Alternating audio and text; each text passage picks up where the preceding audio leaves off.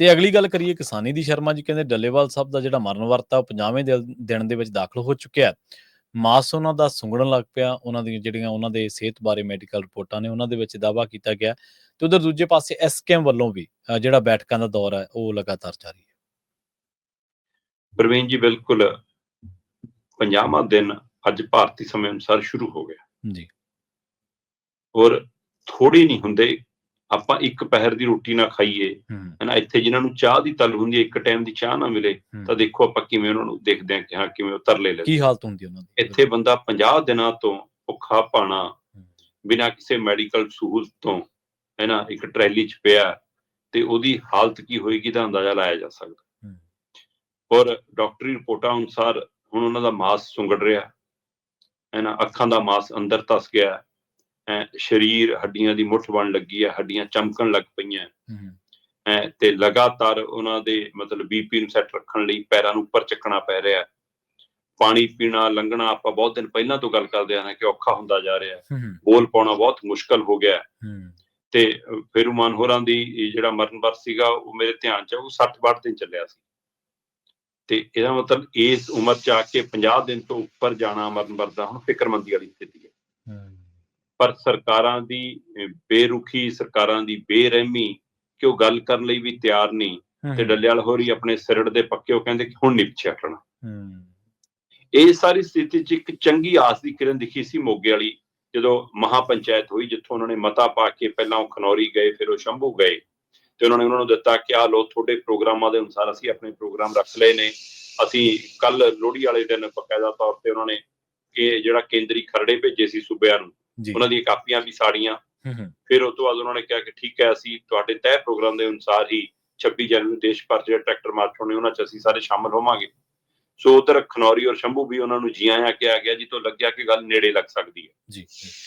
ਫਿਰ ਇਹਨਾਂ ਜਥੇਬੰਦੀਆਂ ਐਸਕੇਐਮ ਵਾਲਿਆਂ ਨੇ ਕਿਹਾ ਕਿ ਅਸੀਂ ਜੀ ਅਗਲੀ ਬੈਠਕ 15 ਨੂੰ ਕਰਾਂਗੇ।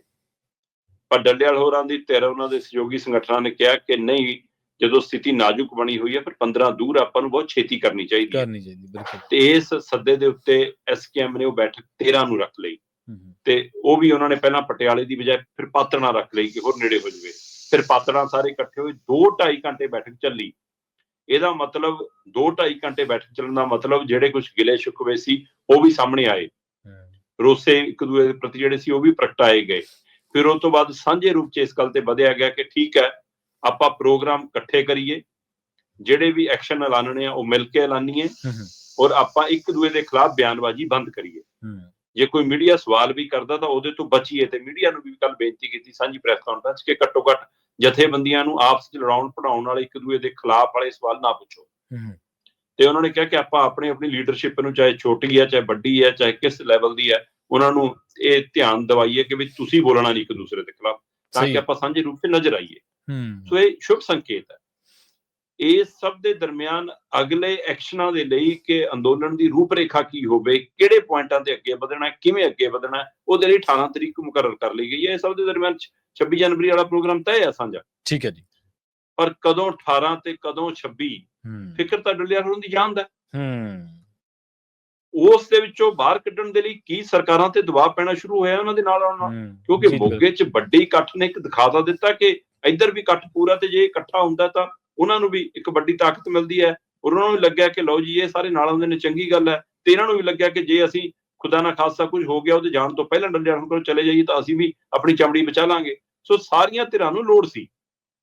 ਆਖਿਰ ਉਹ ਇਕੱਠੇ ਹੋ ਗਏ, ਪਰ ਅਜੇ ਵੀ ਸਰਕਾਰਾਂ ਝੁਕਣ ਲਈ ਤਿਆਰ ਨਹੀਂ। ਇਹ ਸਭ ਦੇ ਦਰਮਿਆਨ ਇੰਨੀ ਜਾਣਕਾਰੀ ਮੈਨੂੰ ਮਿਲੀ ਆ ਕਿ ਜਿਹੜੇ ਅਫਸਰ ਡੱਲੇਵਾਲ ਉਹਨਾਂ ਦੀ ਟਰਾਲੀ 'ਚ ਰੋਜ਼ ਚੜ ਗੱਲਾਂ ਕਰਦੇ ਸੀ ਕਿ ਲਓ ਜੀ ਮੰਨ ਜਾਓ ਜੀ, ਮਰ ਤੋੜ ਲਓ ਜੀ, ਮੈਡੀਕਲ ਸਹੂਲਤਾਂ ਲੈ ਲਓ, ਉਹ ਹੁਣ ਐਸਕੇਐਮ ਦੇ ਲੀਡਰਾਂ ਦੇ ਬੂਹੇ ਭੰਨਣ ਲੱਗੇ ਨੇ ਜੀ। ਉਹ ਉਧਰ ਨੂੰ ਤੁਰ ਪਏ ਨੇ ਕਿ ਲਓ ਜੀ ਇਹਨਾਂ ਰਾਹੀਂ ਕੋਈ ਗੱਲ ਕਰਾ ਲਈਏ। ਹੋ ਸਕਦਾ ਹੈ ਕਿ ਆਉਂਦੇ 1 ਜਾਂ 2 ਦਿਨਾਂ ਦੇ ਦਰਮਿਆਨ ਕੇਂਦਰ ਤੋਂ ਕੋਈ ਸੱਦਾ, ਕੋਈ ਗੱਲਬਾਤ ਦਾ ਆ ਜਾਵੇ, ਕਿਉਂਕਿ ਇਸ ਗੱਲ ਲਈ ਦਬਾਅ ਬਣਾਇਆ ਜਾ ਰਿਹਾ ਕਿ ਘੱਟੋ ਘੱਟ ਮੈਡੀਕਲ ਸਹੂਲਤ ਵੀ ਤਾਂ ਸ਼ੁਰੂ ਹੋਊਗੀ ਜਦੋਂ ਕੇਂਦਰ ਗੱਲਬਾਤ ਸ਼ੁਰੂ ਕਰੂਗਾ। ਠੀਕ ਹੈ ਜੀ। ਸੋ ਕੀ ਕੇਂਦਰ ਇੰਨਾ ਬੇਰਹਿਮ ਹੋ ਗਿਆ ਕਿ ਉਸ ਨੂੰ ਇਹ ਵੀ ਨਹੀਂ ਦਿਖਦਾ ਕਿ ਇੱਕ ਬੰਦਾ 50 ਦਿਨਾਂ ਤੋਂ ਮਰਨ ਵਰਤ ਤੇ ਹੈ ਤੇ ਤੁਸੀਂ ਗੱਲ ਕਰਨੋਂ ਵੀ ਭੱਜ ਰਹੇ ਹੋ। ਗੱਲ ਮੰਨਣੀ ਤਾਂ ਦੂਰ ਦੀ ਗੱਲ, ਗੱਲ ਕਰਨ ਲਈ ਵੀ ਤਿਆਰ ਨਹੀਂ। ਸਰਕਾਰਾਂ ਇੰਜ ਨਹੀਂ ਕਰਦੀਆਂ ਹੁੰਦੀਆਂ, ਘੱਟੋ ਘੱਟ ਲੋਕਤੰਤਰਕ ਸਰਕਾਰਾਂ ਇੰਜ ਨਹੀਂ ਕਰਦੀਆਂ। ਸੋ ਇਸ ਲਈ ਹੁਣ ਏਕੇ ਤੋਂ ਬਾਅਦ ਜਿਹੜਾ ਇਹ ਕੱਲ ਦਲੀਲ ਆਈ ਕਿ ਠੀਕ ਹੈ, ਫਿਰ ਜੇ ਸਰਕਾਰ ਨਹੀਂ ਸੁਣਦੀ ਆ ਤਾਂ ਦਿੱਲੀ ਅੰਦੋਲਨ 2 ਹੋਵੇਗਾ, ਇਸ ਨੇ ਕੇਂਦਰ ਸਰਕਾਰ ਨੂੰ ਥੋੜਾ ਫਿਕਰ ਚ ਪਾਇਆ। ਜੀ ਪਰ ਹੁਣ ਕਿਹੜੇ ਰਾਹ ਤੋਂ ਆਏਗੀ ਦੇਖਣ ਵਾਲੀ ਗੱਲ ਹੈ, ਕਿਉਂਕਿ ਪੰਜਾਬ ਸਰਕਾਰ ਤਾਂ ਆਪਣਾ ਜਿੰਨਾ ਕੁ ਜ਼ੋਰ ਡਰਾਮਾ ਕਰਨਾ ਸੀ ਜਾਂ ਸੱਚਮੁੱਚ ਜ਼ੋਰ ਲਾ ਚੁੱਕੀ ਆ, ਪਰ ਹੁਣ ਇੱਕੇ ਤੋਂ ਬਾਅਦ ਆਸ ਵੱਜੀ ਹੈ ਕਿ ਸ਼ਾਇਦ ਕੇਂਦਰ ਸੁਣ ਲਵੇ। ਪਰ ਫਿਕਰਮੰਦੀ ਪਲ ਪਲ ਦੀ ਹੈ ਤੇ ਗੱਲਾਂ ਅਸੀਂ ਦਿਨਾਂ ਦੀਆਂ ਕਰ ਰਹੇ ਹਾਂ। ਹਾਂਜੀ, ਬਿਲਕੁਲ ਬਿਲਕੁਲ ਫਿਕਰਮੰਦੀ ਪਲ ਪਲ ਦੀ ਹੈ ਤੇ ਗੱਲਾਂ ਜਦੋਂ ਪਲ ਪਲ ਦੀ ਫਿਕਰ ਹੋਵੇ ਫਿਰ ਦਿਨਾਂ ਦੀ ਗੁੰਜਾਇਸ਼ ਨਹੀਂ ਹੁੰਦੀ ਬਚਦੀ ਸ਼ਰਮਾ ਜੀ।